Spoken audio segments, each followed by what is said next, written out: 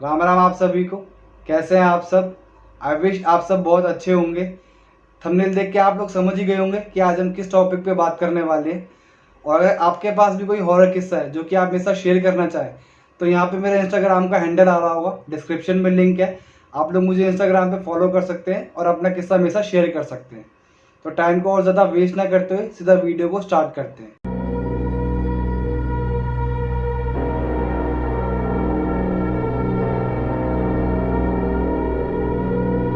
तो बात है 2016 की।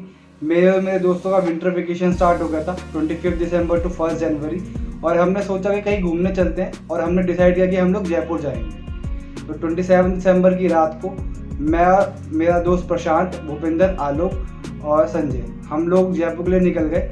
और 28 दिसंबर की अर्ली मॉर्निंग हम लोग जयपुर पहुंच गए। वहाँ पर रहने की हमें कोई टेंशन नहीं थी, क्योंकि भूपिंदर के भैया और मासी जी का घर जयपुर में ही है। तो उसने पहले ही भैया और मासी जी से बात कर ली थी कि मैं और मेरे कुछ दोस्त घूमने के लिए आ रहे हैं। तो भैया और मासी जी ने अपने घर में हमारे रहने का अरेंजमेंट कर दिया था। उस दिन तो हम लोग कहीं ज़्यादा घूमने गए नहीं, क्योंकि पूरी रात हमने ट्रैवल किया था, सोए नहीं थे। तो पहले तो हम आधा दिन सोते रहे और फिर उठ के हम जयपुर की लोकल मार्केट एक्सप्लोर करने गए। हमने हवा महल घूमा और ऐसी 2-3 जगह और घूमते हुए हम घर वापस आ गए। लेकिन हमने नेक्स्ट डे यानी 29 दिसंबर के लिए डिसाइड किया हुआ था कि हम उस दिन भानगढ़ फोर्ट जाएंगे घूमने के लिए। हमने सोचा हुआ था कि कुछ 1-2 बजे के आसपास आफ्टरनून में हम लोग निकल जाएंगे। लेकिन जिन भैया के साथ हमें जाना था उन्हें कुछ अपना पर्सनल काम आ गया, तो हमें घर से निकलते निकलते कुछ 3:30-4 बज गए। हम लोगों ने रास्ते में से ही अपना पार्टी करने का सामान ले लिया। उस टाइम हमारे ग्रुप में मोस्टली सब ड्रिंक करते थे, सिर्फ भूपेंद्र को छोड़ के। तो हम लोगों ने भूपेंद्र को बोला कि गाड़ी तू ही ड्राइव करेगा, जाते हुए भी और आते हुए भी।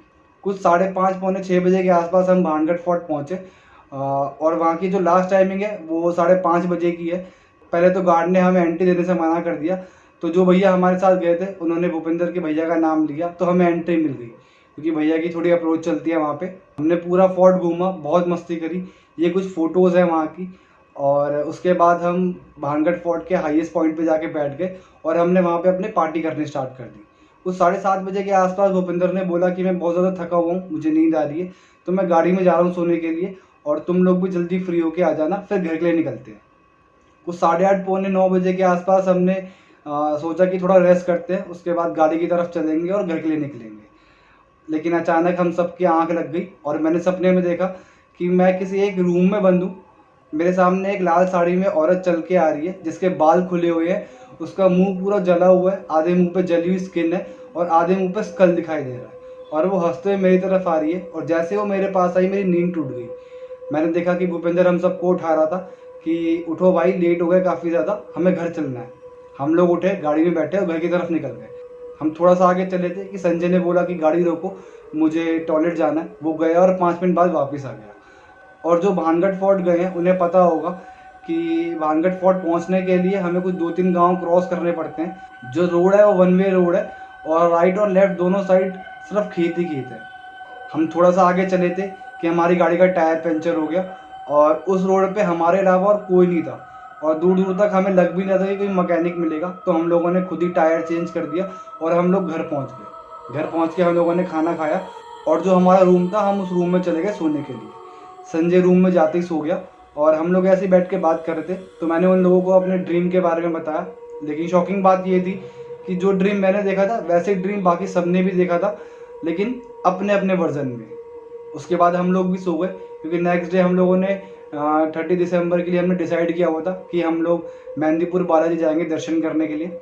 सुबह हम लोग उठे, लेकिन पता चला कि संजय को काफ़ी तेज फीवर है, और उसको फीवर होना भी था, क्योंकि जब से हम भानगढ़ फोर्ट से निकले थे और घर तक पहुँचे वो बिना शर्ट के ही घूम रहा था। तो इतनी ठंड में बिना शर्ट के घूमेगा तो डेफिनेटली उसको बुखार होगा ही होगा। हमने उसको बोला चल कोई बात नहीं, तू रेस्ट कर और हम लोग दर्शन करके आते हैं। हम मेहंदीपुर बालाजी गए, हमने बहुत अच्छे से दर्शन करे और हम घर वापस आ गए। और नेक्स्ट डे 31 दिसंबर, उस दिन के लिए हमने सोचा हुआ था कि हम उस दिन जयपुर लोकल ही घूमेंगे, क्योंकि भूपेंद्र के भैया ने हमारे लिए न्यू ईयर पार्टी अरेंज की हुई थी। 31 दिसंबर की मॉर्निंग जब हम उठे तो उस दिन भी संजय को फीवर था, तो हम लोगों ने कहीं पे भी जाना अपना कैंसिल किया। हमने सोचा कि संजय के पास ही रहेंगे और सीधा इवनिंग पार्टी में ही पहुंचेंगे। तो फिर हम शाम को सीधा पार्टी के वेन्यू पे पहुंचे। हम लोगों ने उस दिन बहुत इन्जॉय किया, काफ़ी अच्छे से पार्टी करी। लेकिन एक चीज़ बहुत अजीब हो रही थी संजय ओवर लिमिट पी रहा था। हम लोगों ने उसको मना भी किया कि भाई इतनी मत पी, तेरी तबीयत ठीक नहीं है, लेकिन उसने हमारी कुछ नहीं सुनी और वो ड्रिंक करता ही गया। 1 जनवरी हम मॉर्निंग घर वापस आए। पूरी रात हम जागे हुए थे, हमने पूरी रात पार्टी करी। तो उस दिन तो हम पूरा दिन सोते रहे। शाम को उठे, अपना रेडी हुए और 1 जनवरी की रात को हम लोग दिल्ली के लिए वापस निकल गए। 2 जनवरी हम मॉर्निंग दिल्ली वापस पहुँचे और अपने अपने घर चले गए। 3 जनवरी से हमने कॉलेज रीजॉइन किया। उस दिन संजय आया नहीं था, तो हमें लगा मे भी तबीयत ख़राब हो गई इसलिए नहीं आया। 4-5 दिन बाद आंटी का हमारे पास कॉल आया और आंटी ने पूछा कि बेटा कहाँ पे हो। तो मैंने बोला कि आंटी मैं कॉलेज में हूँ इस समय। आंटी ने बोला कि ठीक है बेटा, कॉलेज से जब भी फ्री हो आप लोग घर आना, मुझे कुछ बात करनी है आपसे। तो कॉलेज से फ्री होके हम लोग संजय के घर चले गए। तो आंटी ने हमसे पूछा कि बेटा क्या हुआ, कुछ हुआ है कि जयपुर में। हमने बोला नहीं आंटी, ऐसा तो कुछ नहीं हुआ। आंटी ने बोला कि बेटा जब से संजय जयपुर से वापस आया है, ये बहुत चुप चुप रहने लगा है, अपने रूम में ही बैठा रहता है, सारा दिन डरा डरा रहता है और रात को सोते हुए काफ़ी ज़ोर ज़ोर से चिल्लाने लग जाता है, हंसने लग जाता है। हमने बहुत बार कोशिश करी, बहुत बार इससे पूछा भी कि क्या हुआ, लेकिन ये हमें कुछ बताता ही नहीं है। तो मैंने सोचा कि शायद आप लोगों को कुछ पता हो, इसलिए मैंने आप लोगों को बुलाया ताकि मैं आपसे पूछ सकूं। हमने बोला कि आंटी को आप टेंशन मत लो, हम जाते हैं और उससे बात करते हैं। हम लोग संजय के रूम में गए और हमने उससे पूछा कि भाई क्या हुआ, तूने कॉलेज आना छोड़ दिया है। आंटी बता रही तू बहुत ज़्यादा वियर्ड बिहेव कर रहा है, किसी से बात नहीं करता, सारा दिन कमरे में बैठा रहता है, क्या चल क्या रहा है। पहले तो वो हमें कुछ बता नहीं रहा था। जब हमने उस पर प्रेशर डाला तो उसने बताया कि भाई जिस दिन हम भानगढ़ फोर्ट गए थे, उस रात से मुझे एक बहुत अजीब सपना आ रहा है। मैं सपने में देखता हूँ कि मैं एक बंजर ज़मीन पे पेड़ के सामने खड़ा हुआ हूँ। तो मैंने बोला कि इसमें डरने वाली क्या बात है। उसने बोला कि भाई पहले तो मैं पेड़ के सामने खड़ा रहता हूँ, लेकिन थोड़ी देर में पेड़ में से बहुत सारी आंखें निकलनी शुरू हो जाती हैं और मुझे ऐसा लगता है कि वो पेड़ मेरे को अपनी तरफ खींच रहा है, वो मुझे मारना चाहता है। और ये देख के मैं बहुत ज़्यादा डर जाता हूँ, इसलिए मेरे को किसी से बात करने का मन नहीं करता। मैंने घर पे भी इसलिए नहीं बताया कि मैं नहीं चाहता था कि मेरी वजह से मम्मी पापा टेंशन ले। तो हमने उसको बोला कि चल कोई बात नहीं, तू टेंशन मत ले, हम देखते क्या कर सकते हैं। हम लोग आंटी के पास गए, आंटी को हमने सब कुछ बताया। आंटी की एक फ्रेंड भी वहीं बैठी हुई थी, उन्होंने हमारी सारी बात सुनी और उन्होंने आंटी को सजेस्ट किया कि आप एक काम करो, संजय को किसी सिद्ध पंडित जी से या फिर गुरु जी से झाड़ा लगवा दो, सब कुछ नॉर्मल हो जाएगा। तो आंटी ने बोला कि मैं तो ऐसे किसी भी पंडित जी या गुरु जी को नहीं जानती। तो उनकी फ्रेंड ने आंटी को बोला कि आप टेंशन मत लो, मैं अपने भाई को फ़ोन कर देती हूँ, उसको इन सब चीज़ों में महारत हासिल है, वो आके संजय को झाड़ा लगा जाएगा। आंटी ने अपने भाई को कॉल किया और थोड़ी देर बाद अंकल भी घर पे आ गए। अंकल सीधे संजय के पास गए, उन्होंने संजय के सर पे हाथ फेरा, एक गिलास में उसको बिना बताए गंगा जल डाल के दिया और उसको बोला पीने के लिए। जैसे संजय ने एक सिप ली, उसने वो थूक दिया। उसके बाद अंकल वापस बाहर आए और उन्होंने आंटी को बोला कि अभी संध्या काल हो गया, मैं कल मॉर्निंग में आता हूँ और संजय को देखता हूँ क्या हुआ है। अंकल ने हमको ही बोला कि बेटा आप लोग भी कल मॉर्निंग में आ जाना, एक छोटी सी पूजा करेंगे, आप लोगों को वहाँ बैठना है। नेक्स्ट डे हम लोग मॉर्निंग संजय के घर पहुँच गए, तब तक अंकल आ चुके थे और अंकल ने बोला कि बेटा आप सब भी पूजा में बैठ जाओ। अंकल ने एक एक करके हम सबके सर पे हाथ फेरा और एक एक धागा देते रहे हमें। उसके बाद अंकल ने बोला कि ये धागा आप सब जाके घर से बाहर फेंको। अभी कुछ 15-20 मिनट हुए होंगे अंकल को पूजा स्टार्ट कर हुए, संजय के बिहेवियर में चेंज आना शुरू हो गया। संजय काफ़ी ज़ोर ज़ोर से चिल्लाने लगा। अंकल जी ने संजय की तरफ देखा और पूछा कि कौन है तू और क्या चाहता है। संजय ने अंकल की तरफ देखा और वो एकदम से हंसने लगा। हम लोगों को समझ नहीं आ रहा था कि ये सब हो क्या रहा है। अंकल ने फिर 2-3 बार और पूछा कि कौन है तू और क्या चाहता है, लेकिन कॉन्टिन्यू संजय अंकल को देख के हंस ही रहा था। अंकल ने अपने बैग में से एक छड़ी निकाली और कुछ 4-5 बार संजय को मारा। इतने में संजय बोला कि उस रात में पेड़ पे बैठा हुआ था, ये आया और मुझ पे गंदगी करके चला गया।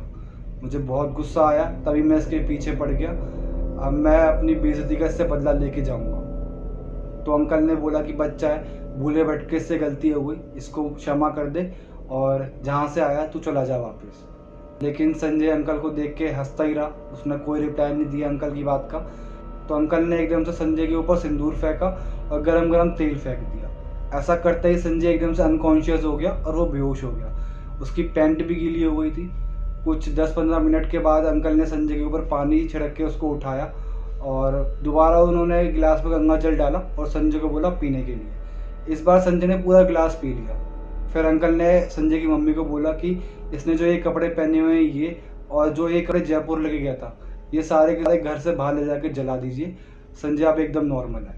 फिर अंकल ने बताया कि जिस रात आप भानगढ़ फोर्ट से वापस आ रहे थे, संजय यूरिन पास करने गया था और इसने एक पेड़ के नीचे यूरिन पास कर दिया। उस पेड़ पे एक प्रेत बैठा हुआ था जो कि इसके पीछे पड़ गया, लेकिन अब सब कुछ ठीक है। अब वो जहाँ से आया था वापस वहाँ पे जा चुका है। मैंने बोला कि अंकल अच्छी बात है, लेकिन आपने हमें क्यों पूजा में बुलाया? आपने हमारे सर के ऊपर हाथ फेरा, हमें एक धागा दिया और बोला घर के बाहर फेंको। तो अंकल ने बोला जिस टाइम आप लोग भानगढ़ फोर्ट में थे, आप लोगों ने भी एक सपना देखा था ना? तो मैंने बोला हाँ, हम सब ने देखा था। तो अंकल ने बोला कि अगर आपके साथ भी कुछ अजीब हो रहा होता तो वो अभी यही पूजा में पता चल जाता। लेकिन शॉकिंग बात ये थी कि हम में से किसी ने भी आंटी को या फिर अंकल को अपने ड्रीम के बारे में नहीं बताया। तो मैंने उनको बोला कि हमने तो किसी को भी ड्रीम के बारे में अपने बताया ही नहीं। तो अंकल ने मेरी तरफ देखा और एक स्माइल पास करी और वो वहाँ से चले गए। उसके बाद सब कुछ नॉर्मल हो गया। संजय ने कॉलेज भी रीजॉइन कर लिया और सब कुछ नॉर्मल चलने लगा। तो ये आज की एक हॉरर किस्सा था। तो अगर आपको वीडियो पसंद आई हो तो वीडियो को लाइक कीजिए, कमेंट कीजिए, शेयर कीजिए अपने फैमिली मेम्बर और फ्रेंड्स के साथ। जयपुर में हमें किसी ने एक हॉरर किस्सा और शेयर किया था, तो अगर आप वो भी सुनना चाहते हैं तो चैनल को जल्दी से सब्सक्राइब कर दीजिए। तब तक के लिए जय हिंद, जय श्री राम।